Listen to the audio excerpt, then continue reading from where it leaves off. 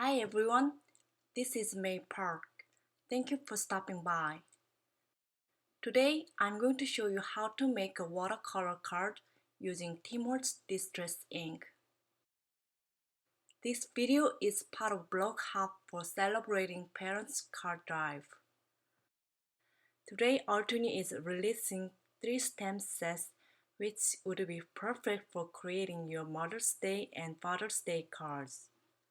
Altuni is donating 20% of the profits from these stamp sets to support seniors. Make sure to check out my blog for more details, and I hope you can join this great cause by sending handmade cards. In this video, I'll be using the Best Dad stamp set. This is artist cold pressed watercolor paper. I'm trimming my paper into 4 inches by 5 inches using Timor's paper trimmer. Some of you asked me what is the pink container I'm using. Actually, it's not a special one. Let me show you. I just cut the pattern paper and placed it inside a little tray. I use this tray to store my stamps temporarily while I'm working on my projects. I'm going to use a MISTI stamping tool for perfect placement of my images. If you don't have this tool, you can use a regular acrylic block for stamping. I'm placing my watercolor paper inside MISTI and positioning my stamps on the paper to line up the images, so I can stamp the several images at the same time. Once I close the cover, all the stamps are stick to the cover like stamps on the acrylic block. Next, I'll ink up with the Hero Arts black ink and close the cover and press it down over the paper. My first stamping impression isn't good enough as I'm stamping on the watercolor paper. So I'm going to stamp a couple of times to achieve the intense black outlines. I use baby wipes to clean my stamps, then I'm using a paper towel to make sure I don't have any water or ink left on the stamps. By the way, I'm using a waterproof black ink for stamping as I'll be watercoloring my images. Now it's time for watercoloring. I have a bowl of water, paper towel, and round paintbrush ready on my desk.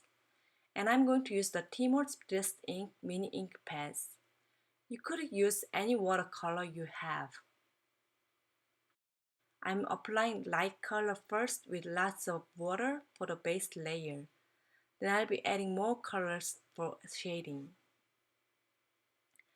Now I'm going to turn on some music and speed up the process so you can watch me color.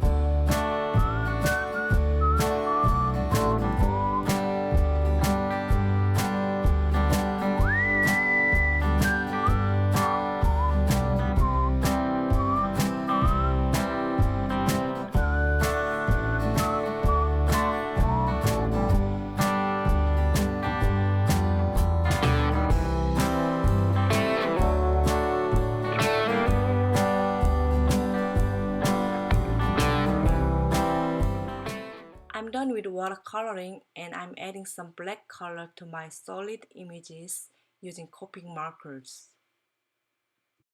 I'm going to mount my watercolor panel on the A2 size top folding card using foam tape.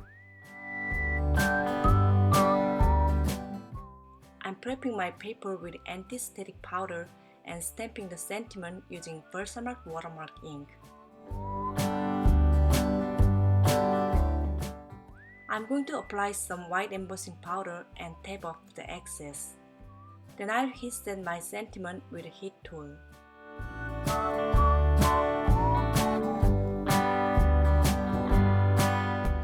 I'll be popping up my sentiment banner on the card front using foam tape to give some dimension. I'm using my T-ruler to help me align the sentiment in straight. Here are some of my failed attempts. I almost made a card using copy coloring because I wasn't happy with my watercoloring. But I'm glad that I decided to just go for it and stick with it until I finish my watercolor card for today. By the way, the card you see at the end is slightly different with the one I showed in the video tutorial. After filming a video, I made a few more cards and I took photos with the card I liked the most. That's all for today. Thank you so much for watching. I'll be back with another video very soon. Bye bye!